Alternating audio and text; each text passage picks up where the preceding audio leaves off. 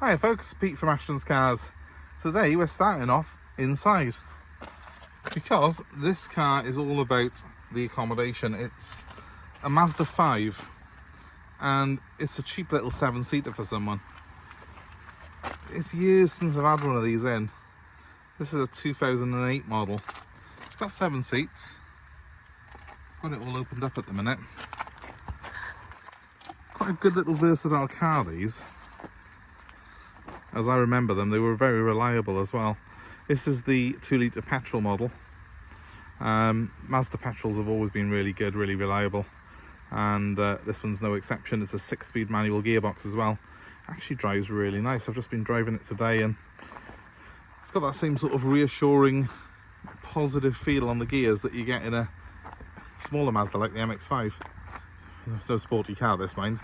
Nothing that's shaped like this is sporty, but it does have a little bit more of a sporty edge than, well, the usual suspects like the Zafiras and the Galaxies. And it's about the same size as a Zafira, this one. It's a smaller 7-seater, but with sliding doors, which are a little bit more versatile, I think, than the conventional ones you get in the Zafiras. And look at that. You know it's been looked after because it's got a full collection of National Trust stickers on the windscreen. It's been someone's family wagon, this. And I've just taken it in Part X. You're literally seeing it as it's coming to us, which I like to do, so as we can show you it with warts and all. In other words, we'll show you the imperfections, which we'll obviously try and tidy up a little bit before it goes out to its new owner. But there you go, quite a clean little car, especially considering it's 15 years old and a 7-seater. It's been used by a family, I know for a fact. They bought a newer 7-seater off us. So I'll shut that. Look at the size of that thing that's attached to it. This door is huge, very reassuringly sturdy, I would say. So to the back we have got a 7-seat vehicle. Like most 7-seaters, you haven't got a huge amount of boot space behind it, but you have got a little bit more than, well, more than enough to get a couple of soft bags in, or even a suitcase. But if you wish, you just pull the lever here and these seats fold into the floor, and they're really easy to do.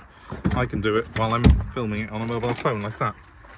And then look at the size of the boot space. It's really huge. So again, it makes this a very, very practical car, and one of the reasons I used to love these. And they've also become very, very cheap really to buy, so they're a bit of a bargain now. You've got 2 positions even for this, so I can push it up further if I want a bit more headroom. Nice touch, Mazda. Now, here's one of the other defects I wanted to show you on this car.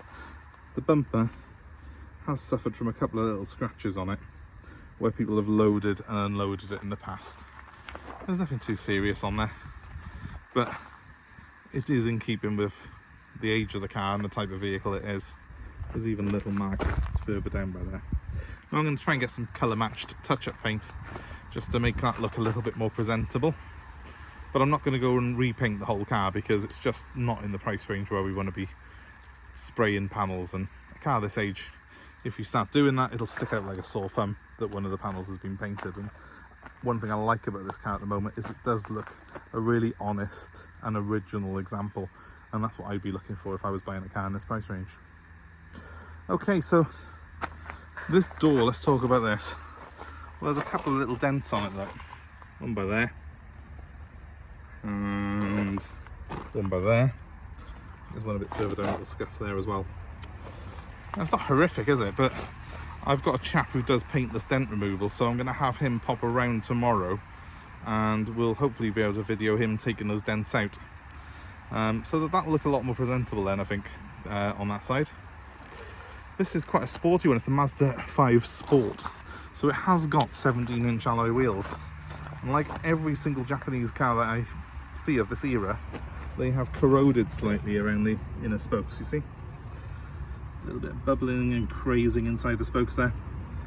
That's nothing horrendous, it's nothing too serious, but it's certainly not a safety issue, it's just purely cosmetic. I still think the car looks nice. It's all the better for having the bigger wheels on it. It's got a bit more road presence with those. But again, you can get wheels refurbished. It's about 200 quid for a full set. But it's not something we do on a car of this price range, really. One thing we will do though is replace that front fog light. Because obviously that's smashed at the moment. Other side's okay though. So we'll get a new fog light put on it, get the dents done, touch up the rear bumper, and it's going to look quite a presentable little car really for a 15-year-old MPV. The main thing though with this is it's cheap family transportation for someone. If you need a big car, if you need 7 seats and a big boot if you're only taking 5, then this is going to really cater for your needs. And what I love about it, and it seems ironic saying this with those dents in the door, is that when you've got your kids in the back, you can just open this, even if it's close to a car in front, you can just slam it open like that. It's really sturdy, and it's not going to bang into someone else's car. The main thing of these days is that spaces are getting smaller in parking bays, and cars are getting bigger, and this is quite a big car. And kids open the doors like I just did, quite vigorously, and all of a sudden you've dented the car next to you. But with a sliding door, you haven't got that worry. And it does mean that you can park technically in a slightly tighter spot and still get the kids in the back sensibly. So that's one reason that I do love a sliding door on this type of car. I think what's happened the other side is that whilst they've never opened their door into anyone, other people have obviously opened their door into the Mazda. Because there's a couple of dents on here, as I was showing you, which we're going to have to sort out. Tyres will all look good on it though. You know, they look like a fairly new set actually, and they're matching all round, so that's always a very positive thing.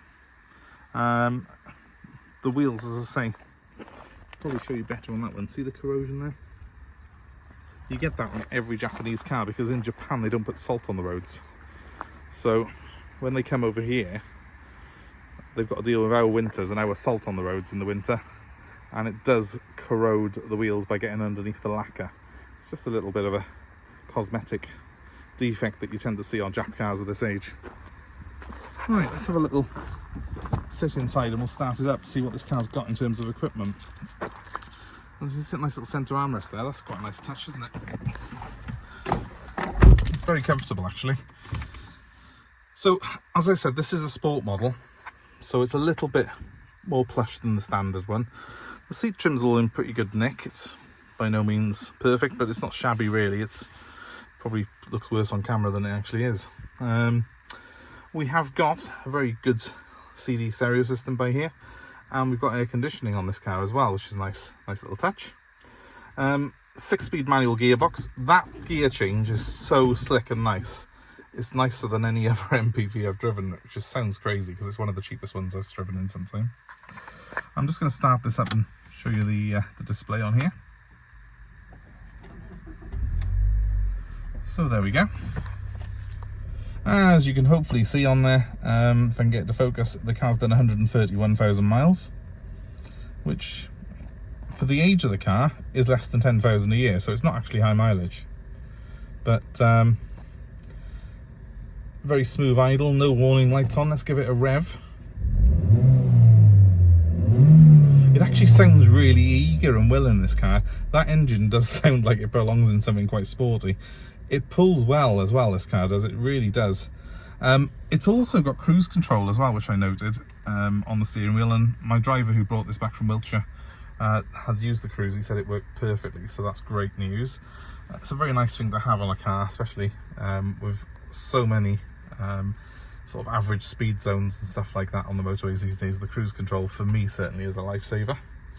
On another practical note, we've got a nice big glove box which is full of rubbish, but I'll get it cleaned.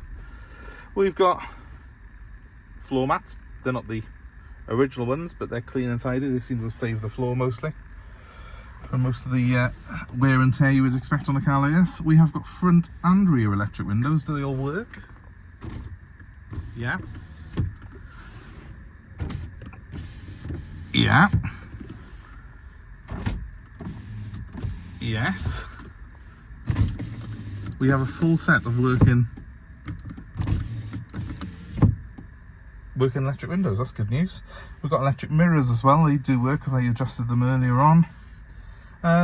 You know what? It's got the makings of a nice car. This has even got a rain sensor, so I know that the wipers are automatic on it, and it has got an auto mode for the lights as well.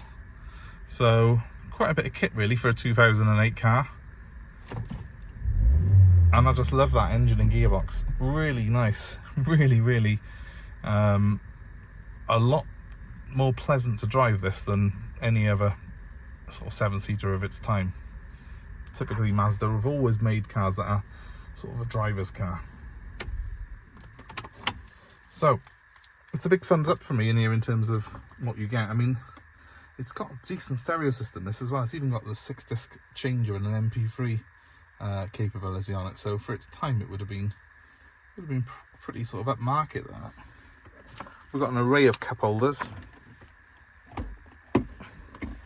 little place to store things, bigger place to store things, and in typical MPV fashion, massive door bins with more cup and bottle holders in them. So wherever you are in this car, you seem to have plenty of space for oddments.